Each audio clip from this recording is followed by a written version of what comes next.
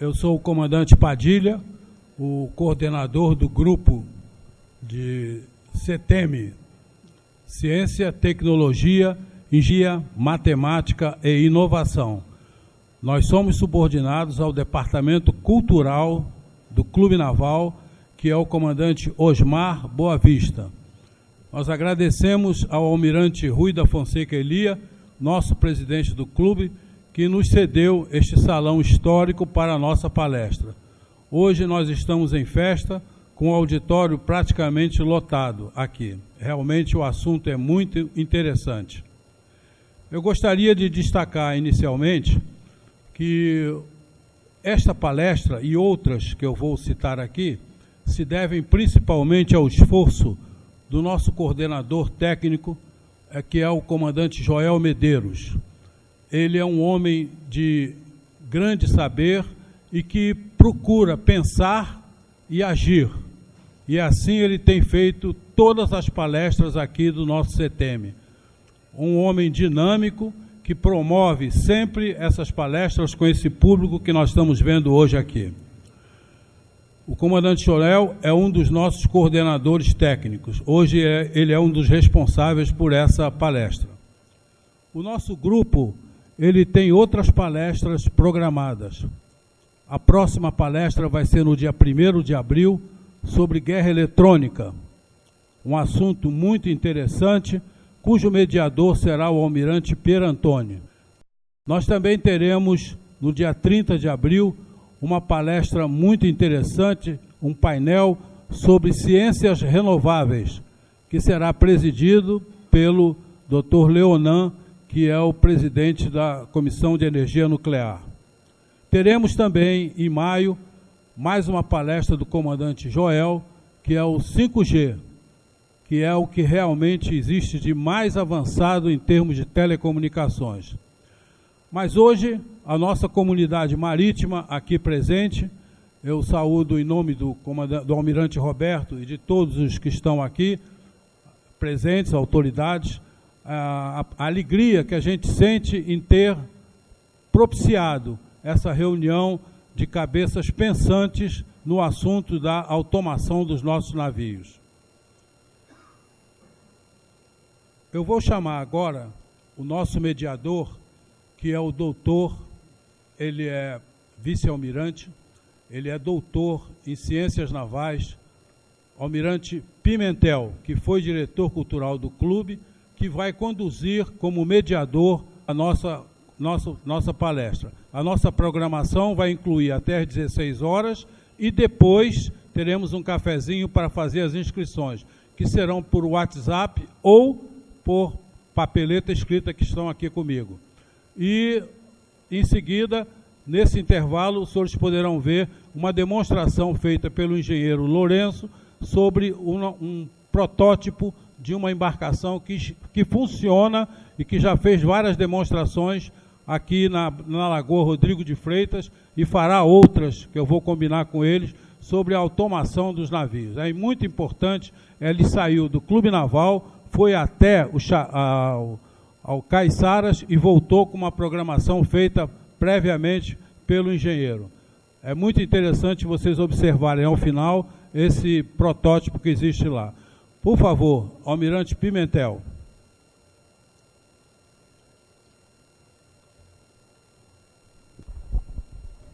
Senhores, boa tarde.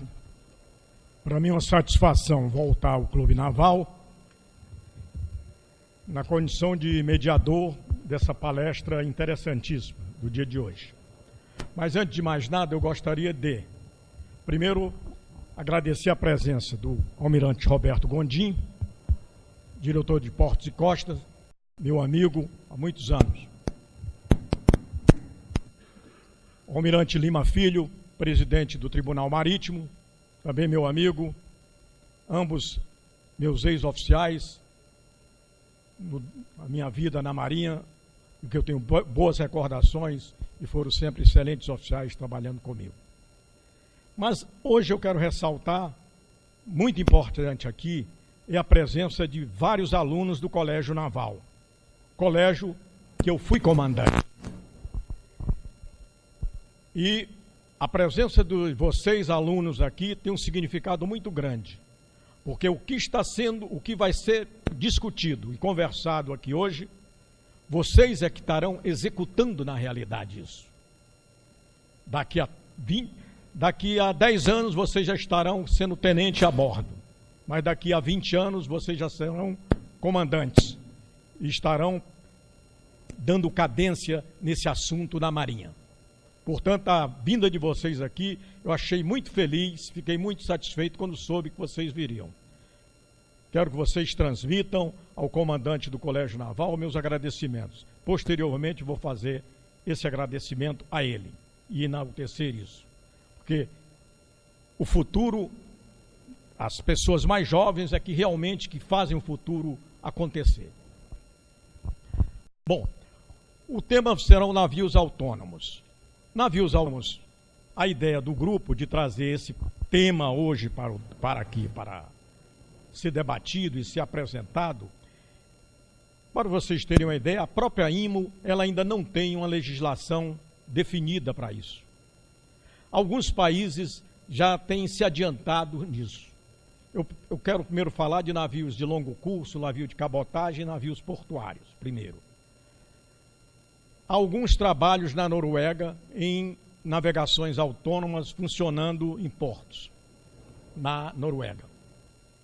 A Inglaterra também está muito à frente nisso, em alguns portos do norte da Inglaterra. A própria Inglaterra, de uma grande empresa dela chamada Rolls-Royce, ela já tem um departamento para desenvolver navios de longo curso, de grande porte, mas isso desde 2010. Então é um assunto que está pululando pelo mundo, mas ele ainda não está concretizado. No campo das marinhas de guerra, no campo das marinhas de guerra, eu quero ressaltar os Estados Unidos da América. Para que os senhores tenham uma ideia, o ano fiscal de 2020 nos Estados Unidos já prevê a construção de navios de grande porte, autônomos.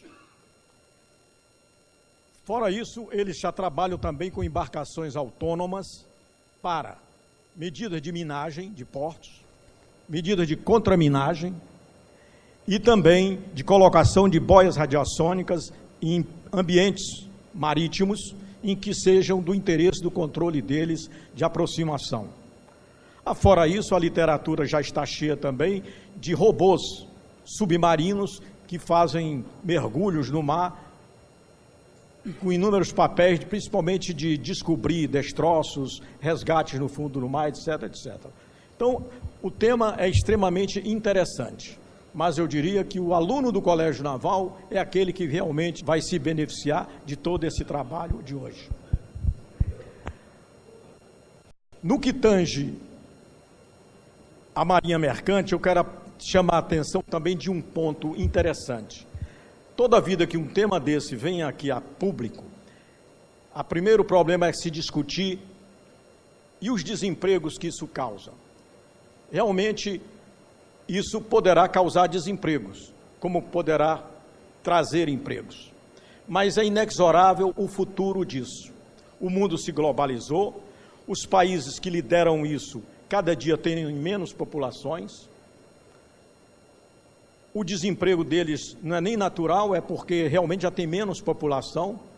Então, eles não têm grande problema de emprego porque tem menos população. O Brasil se prejudica um pouco por causa disso, porque o Brasil ainda tem grandes populações jovens. Mas isso é um jogo de equilíbrio. Fora isso, há o problema tecnológico, que é inexorável, que a tecnologia vai chegando e vai ultrapassando e vai tomando espaços. Bom, eu quis apenas abrir esse tema tocando esses pontos, porque serão apresentados pelos nossos palestrantes.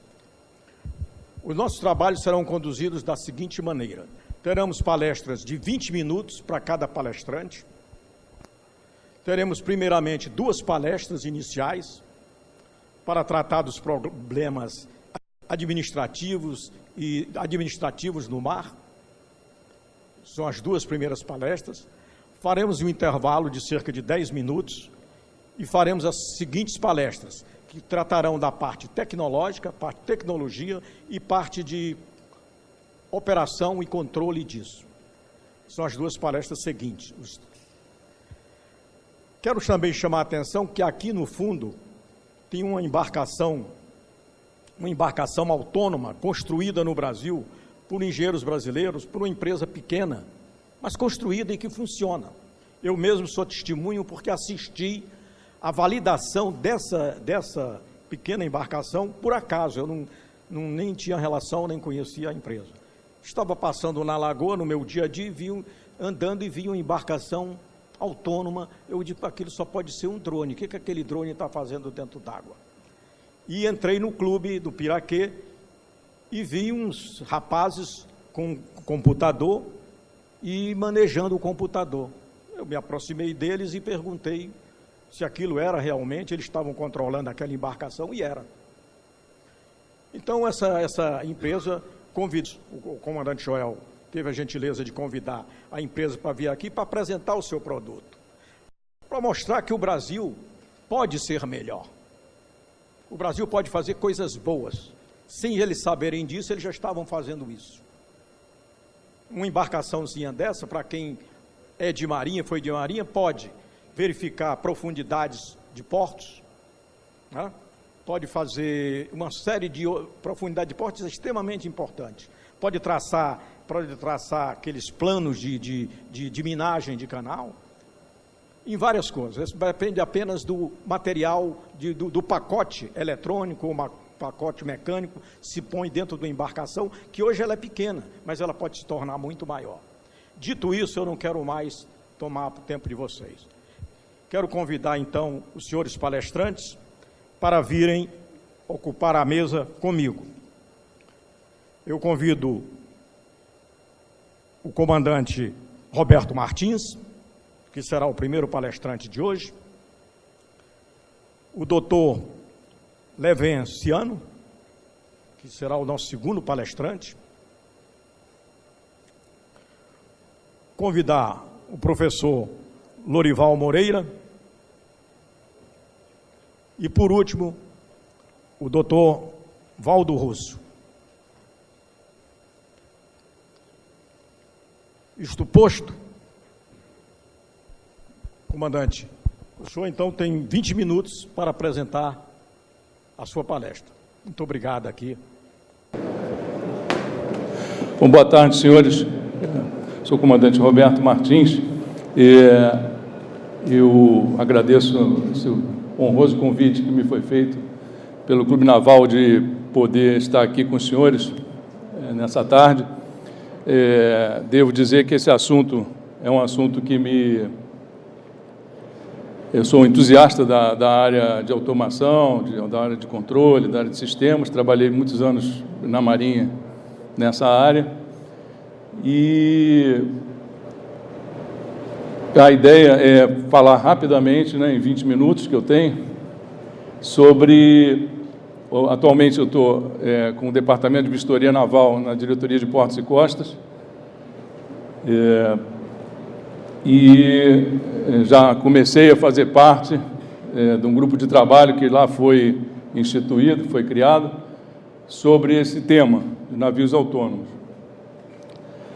Não é a minha área, a da IMO, efetivamente, não é a minha área específica na DPC, mas, tendo em vista o tema tão importante, eu vou procurar passar para os senhores aqui o que tem sido feito. Inicialmente, fazendo um breve histórico de como isso iniciou, como tudo isso iniciou, e os instrumentos que a gente sempre ouve falar, IMO Instruments, instrumentos da IMO, o que eles são? A atuação da IMO e da Comunidade Marítima Internacional sobre o tema, os desafios que estão envolvidos, que nós vislumbramos aí, e, finalmente, o que a DPC já iniciou, já começou a fazer. Bom, sobre histórico, o que a gente pode em 1760, surgiu a primeira sociedade classificadora, que foi o Lloyd's Register, né? Em Londres, naquela época, onde tudo que se pensava era em navios e em dinheiro, negócios, havia uma grande confusão estabelecida, porque, obviamente, os senhores podem imaginar como era rudimentar a construção naval, como era rudimentar a engenharia. Então, surge, a partir de um bar do senhor Lloyd, Edward Lloyd, surge a ideia de fazer um registro dos navios, e aqueles navios que voltavam, portanto, eram mais seguros do que os que não voltavam. Nós temos, então, a figura do construtor, né? E naqueles bares ali em torno de Londres, em torno da área marítima, da área portuária, se reuniam marítimos, pessoas interessadas em começar as primeiras apólices de seguros, né? Tudo isso envolvendo até os fabricantes, né? dos equipamentos ainda muito rudimentares que existiam, e o dono dos navios, né? Então, essa sociedade classificadora, acabou que esse registro que existia ali, que havia interesses diferentes, né? Rodando em torno desse tema, e que deu margem ao início dessa grande sociedade, da primeira sociedade classificadora. Interessante que, um pouco mais de 100 anos depois, surge o primeiro navio classificado, que era um navio britânico chamado Lizzie Leslie. Esse tema aqui, não sei se a letra está muito pequena para alguns, mas esses tópicos aqui, que mostram o seguinte, até como bem disse o almirante Lima Filho, na palestra por ocasião do workshop de Direito Marítimo,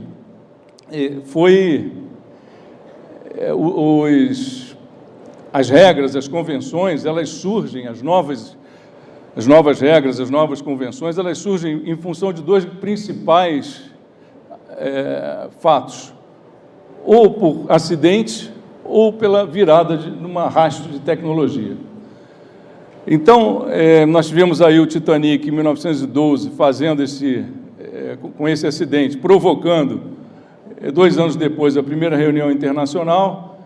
Depois surgiram as guerras, depois, já preocupados com toda essa parte de salvaguarda da vida humana no mar, em 1948, surge o primeiro SOLAS, primeira convenção SOLAS, e eu listei aqui algumas das convenções, né? O doutor Levenciano vai poder me completar, estender sobre outras que sejam pertinentes, se for o caso, mas, sem dúvida, quando a gente fala em navio autônomo, nós estamos falando, importantíssimo a parte de abarroamento no mar, né? O COREG, Collision Regulations, esse Standard for Training and Certification Watchkeepers, que envolve toda a parte de tripulação, quantos de cada tipo específico, de cada especialidade tem que existir a bordo, né? Com esse novo advento de um navio autônomo, a coisa vai mudar. A MARPOL, né? Falando de poluição, de emissões de gases, de água de lastro, de poluição no mar, muito ligado ao meio ambiente, certificados de borda livre, certificado de arqueação, o International Safety Maritime Code, que é um código de gestão de segurança internacional, e os códigos de navios químicos, esse C aqui é de químicos, e o G ali do IGC de gaseiros. Então, esses códigos, como os senhores podem perceber, as datas vão avançando, né? Tem revisões, eles têm tudo a ver com o que nós estamos falando. Quer dizer, esses são, vamos deixar assim bem definido para quem não está acostumado com a área, vamos ter como base que são os instrumentos da IMO. São essas convenções. Aqui eu apenas, para ressaltar, acrescentei alguns slides de uma outra palestra, de um curso que nós temos lá na DPC, que fala sobre, que é o RIPEAN, que é o CORREG, as regras,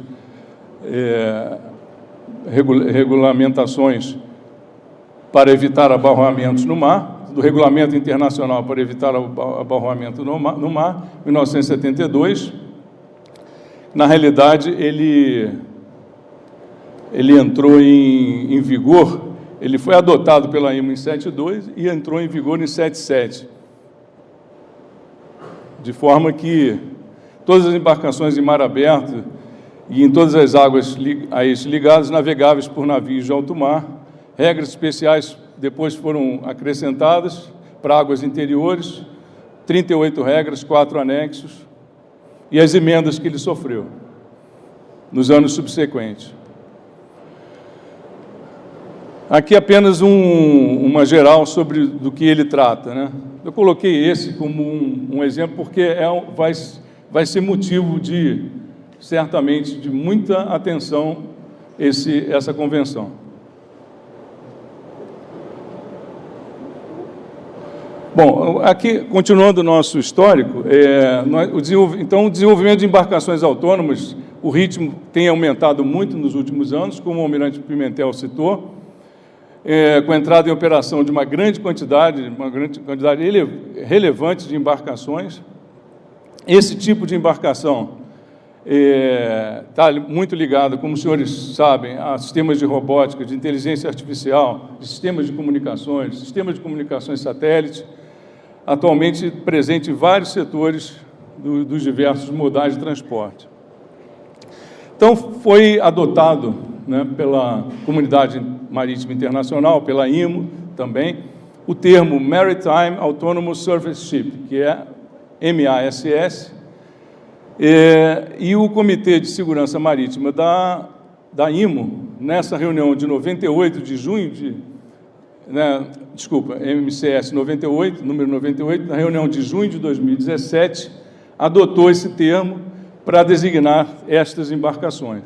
O uso do MASS implica na necessidade da criação de um documento normativo para essas embarcações e a sua interação e coexistência com embarcações convencionais.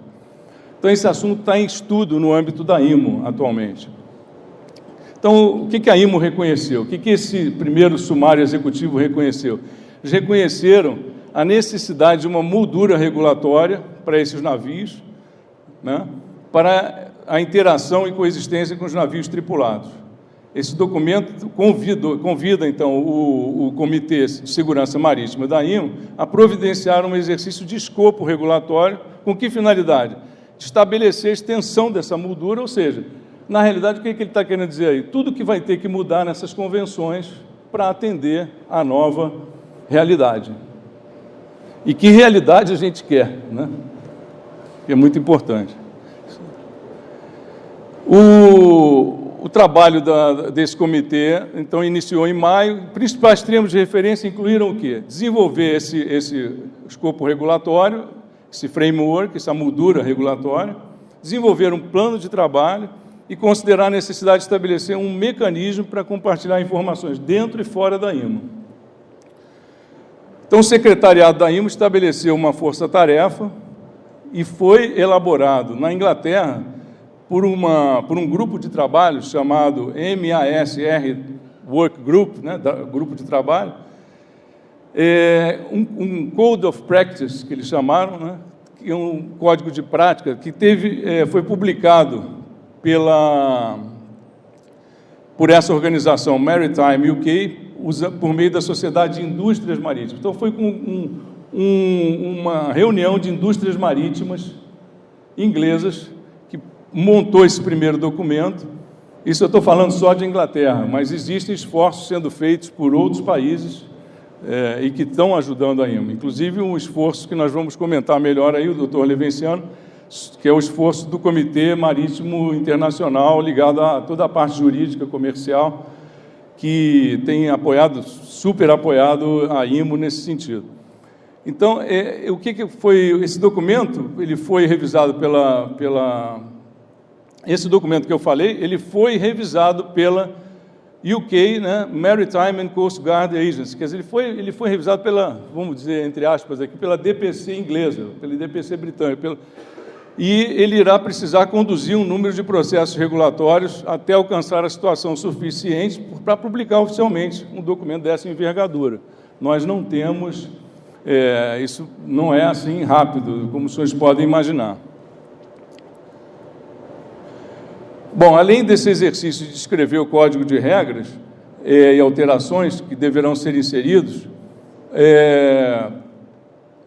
tem havido, em paralelo, como eu falei, esforços, como o almirante Pimentel falou, de desenvolvimento de protótipos e de produtos de navios autônomos em vários países. Noruega, talvez seja o melhor exemplo deles. Inglaterra também. E, além disso, como eu citei, o Comitê Marítimo Internacional, que é uma organização não governamental, e ela tem se reunido, formou um grupo de trabalho com os diversos membros representantes dos comitês de direito marítimo de cada país. No nosso caso, o doutor Levenciano representa o nosso comitê brasileiro, com a finalidade de discutir e de se preparar para o advento dos navios autônomos e as consequências nesse mundo jurídico comercial. Não só isso, como também as convenções, eles estão discutindo bastante, mas ele vai ter oportunidade de falar aí adiante. Então, o que nós vislumbramos? Diante disso, vou começar aqui pelo último. O principal desafio, o primeiro desafio que eu citaria, até porque, para puxar a sardinha para o meu lado, porque eu sempre gostei dessa área tecnológica, mas é o desafio tecnológico, de desenvolver os navios autônomos com tudo que precisa, toda a automação, comunicação, sistemas de segurança redundantes onde necessário, capazes de prover segurança ao tráfego marítimo. E, em paralelo, correm dois grandes desafios. Esse aqui, que é o que eu estou colocando mais ênfase na nossa palestra, que é o desafio da regulamentação no âmbito da IMO e dos países signatários, como o Brasil, que compreende todas as alterações de escopo necessárias àqueles instrumentos da IMO que nós citamos. E, não menos importante, o desafio do mundo jurídico, que envolve a legislação específica do direito marítimo e todos os interesses comerciais, e que passa também por todas as convenções que apoiam a IMO, como, por exemplo, e também como exemplo, aí, os correspondentes seguros de frete que vão estar envolvidos nessa situação, nessa nova ordem das coisas. Então, agora, para concluir, acho que eu não estou passando muito do tempo, o que nós fizemos até hoje, o que está sendo feito, né? A DPC, por determinação do diretor-geral de navegação, criou, no ano passado, um GT sobre navios autônomos, um grupo de trabalho, do qual fazem parte o comandante Sérgio, o comandante Arthur, que estão aqui presentes, e ao qual eu estou me juntando agora bem recentemente. E preparou um regulamento provisório sobre navios autônomos, e o que nós podemos dizer é o seguinte: esse documento que está, esse regulamento provisório, ele utilizou como base aquele documento que eu citei das indústrias inglesas, britânicas, que está, documento esse que foi revisado pela Coast Guard Agency britânica, que ainda não está oficializado pela agência diretoria britânica, e ele está em fase final de prontificação na DPC. Bom, basicamente era isso que eu tinha para falar. Eu coloquei aqui, só para descontrair um pouco, uma foto minha, porque eu me inspirei aqui no doutor Levenciano, que na última palestra dele no workshop de Direito Marítimo, ele colocou lá uma foto dele nos tempos de Marinha Mercante. E eu não consegui encontrar uma foto tão jovem, porque o capitão-tenente eu já tinha uma calvície iniciada aqui, mas nós estamos aqui no pleno IPQM com um sistema de controle tático fazendo-se conta na época lá para o porta-aviões Minas Gerais e também para as fragatas. E depois nós fizemos... tem uma coisa interessante para dizer. Quando eu voltei do mestrado, o almirante Civiliano era o diretor do IPQM, e ele me disse o seguinte: olha, aquele teu sonho, aquela tua vontade de fazer um sistema de controle de máquinas e avarias principais, auxiliares, né, máquinas principais, auxiliares, avarias para as fragatas, eu acho que vai se realizar. Você vai ganhar aqui na tua mesa esse projeto, esse programa.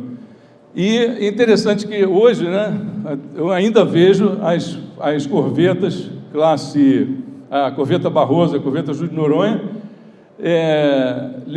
conduzindo, né, com muita galhardia, com muito orgulho, eu sinto, esse sistema de controle que nós desenvolvemos, todo nacional, no Instituto de Pesquisa da Marinha, uma época de ouro, eu diria.